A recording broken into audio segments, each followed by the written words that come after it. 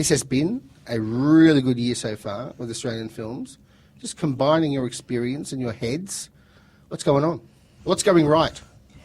Good movies. Audiences will always turn out to see good movies, and I think what's happening is that there's a few filmmakers wanting to make, great stories, but they're thinking about what audiences might enjoy as well.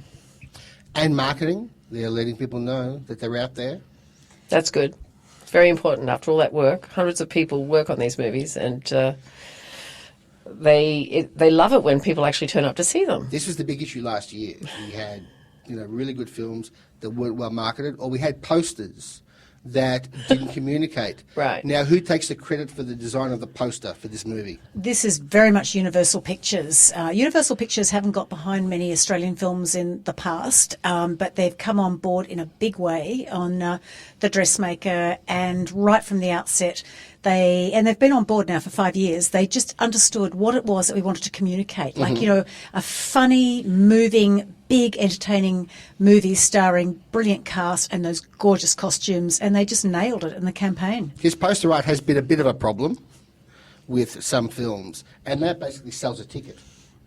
Well, in fact, as a filmmaker, I always think about what's the image that you want for the poster right at the beginning, like almost at script stage and certainly in production stage. And you talk to your stills photographer.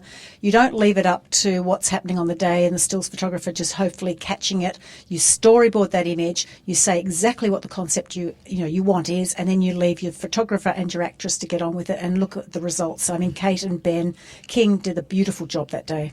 Now, congratulations, sincerely, on the film. I've seen it twice. I love this movie. Thank you. Which naturally leads me to my very first serious question. Who's the Sergio Leone fan? Me. Okay. Very good. Oh, yeah. How did you miss the first scene from the film? It's Sergio Leone. It is very Sergio Leone. Explain the Western influence. Well, it's not just Western, it's spaghetti Western. Okay. Which is, of course, kind of fableized. I mean, when you look at the John Ford Westerns, they're a little bit more, they're very American, and they're very sort of heroic, whereas the spaghetti Westerns have a slightly perverse, heightened quality to them, and that's what drew me to Sergio Leone, of course. Also, the Westerns of Ford tend to be very formalised. They're formalised, and look, I'm not saying I don't love them. I do, but I'm very excited by what Leone did with the Western, where he basically took the whole concept, but he filmed it over in Europe. I thought, well, I can do the same thing. I can take the concept of a Western, and make it about a woman coming back to a town that did her wrong. And seeking revenge. Yes. Okay. You worked on the screenplay with PJ Hogan for how long? Oh, a few years, actually. Right. Now, you could have had the film with a clear through line, without all the digressions and without all the other characters. This is essentially an ensemble film. Yes, it is. You chose deliberately to have the story branch off the way it does, which I think is one of the great virtues of the movie. There's just so much story going on, and it has a beautiful third act. Why did you decide that? Why did you decide against just having a clear through line? PJ and I did love the novel that was written by Rosalie Ham. The novel actually went even more into all kinds of offshoots and digressions, which would not have worked to that extent in a screenplay. So we just basically cherry-picked. We chose the characters we loved the most, the plot lines we loved the most, and we made it mostly about Tilly and her mother, but there were all the other characters were, in a way, they were heightened, just like in Bad Day at Black Rock or one of the Leone movies. We thought, well, this is great. We can have all the bad guys doing all their nasty stuff, and Tilly will punish them. But at the same time, we can have this beautiful emotional journey between Tilly and her mother, and also Tilly falling in love with Teddy. Don Mcalpine. Genius. Discuss.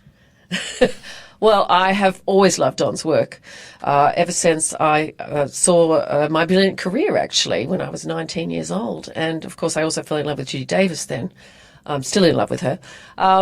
But anyway, Don was one of my heroes growing up. He fills the frame with detail, every corner. Unlike some cinematographers, mainly American ones, who think ahead about how this thing is going to look on TV, you guys are composing these shots, sometimes like works of art. They are absolutely beautiful, and it really does speak to the fact that he was one of the first cinematographers to go to the States. He is a true cinematic artist. I mean, it sounds a little pretentious to say this, and he would definitely tell me off for saying this, but he does paint with light and with the camera. He is beautiful at composition.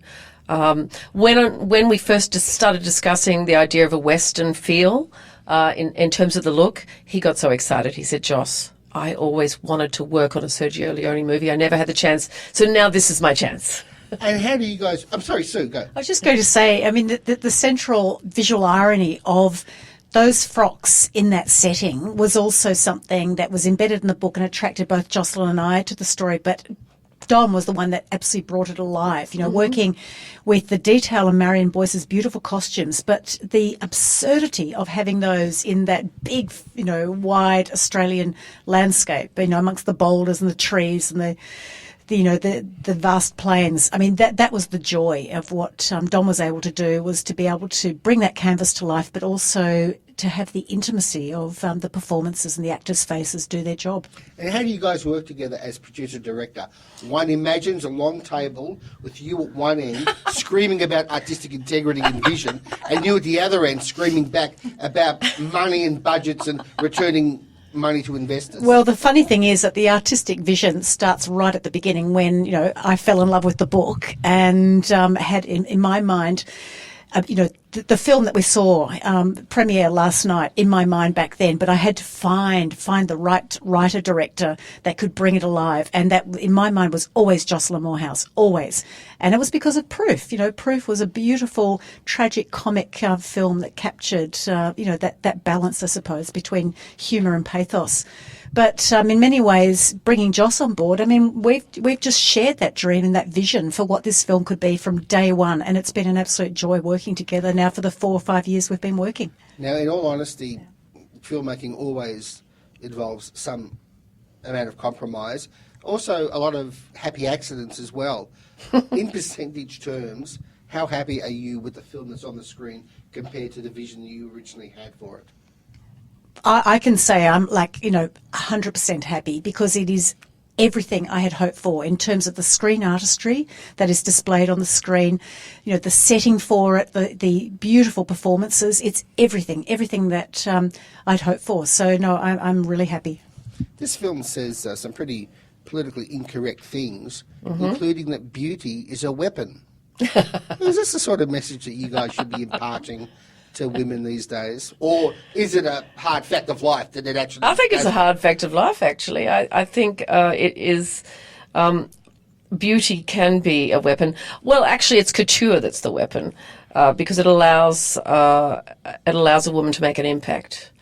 And sometimes that impact is pretty profound, and sometimes it's just for fun.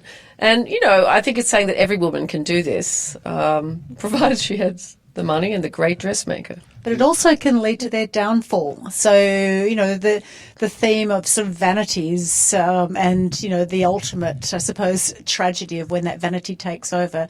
So the dress, is a double-edged sword. Now, how comfortable are you guys with this film being described as a chick flick? Oh, very comfortable, actually. I think that there's surprises in there, though.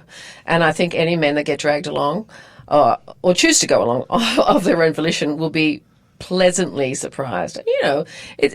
We talk about being a Western, we perhaps don't have the same death toll as a Clint Eastwood movie, but we have our share of violence. And you had a good share of property destruction as well. Property destruction, Did you actually destroy the town that you built for the film? We didn't destroy that town. We actually burnt down the town next door, which happened to be the Heath Ledger Ned Kelly set. Yes. And it was, it was on the same property. And we said to, the people where we were filming, do you mind if we burn that town down? They said, yes, go right ahead. So, yes, we did do a lot of flambeing in this movie. Well, we would have liked to have burnt our town down, but unfortunately we built it on a hill that was also home to some very rare endangered frogs.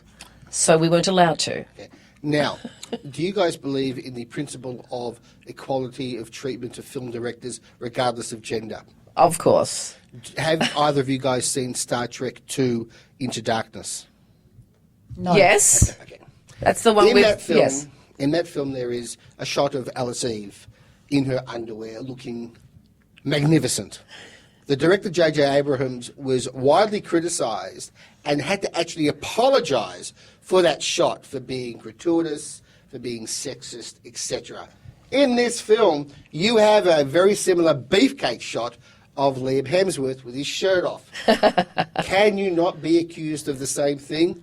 Or, ladies, are we starting to take ourselves way too seriously?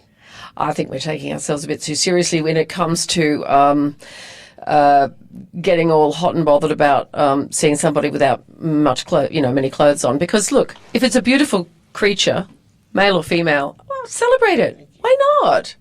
I think the sexism that we have to watch out for is the more insidious kind. You know, there not being enough good female roles, not hiring enough women in key positions. That's, let's not get distracted by pretty flesh.